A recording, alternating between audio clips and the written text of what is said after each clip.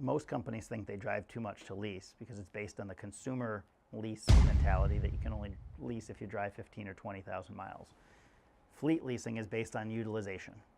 If you utilize the vehicle 10,000 miles a year, your lease payment is based on 10,000 a year. If you drive it 50,000 miles a year, your residual value is reduced, your monthly payment is increased based on your utilization.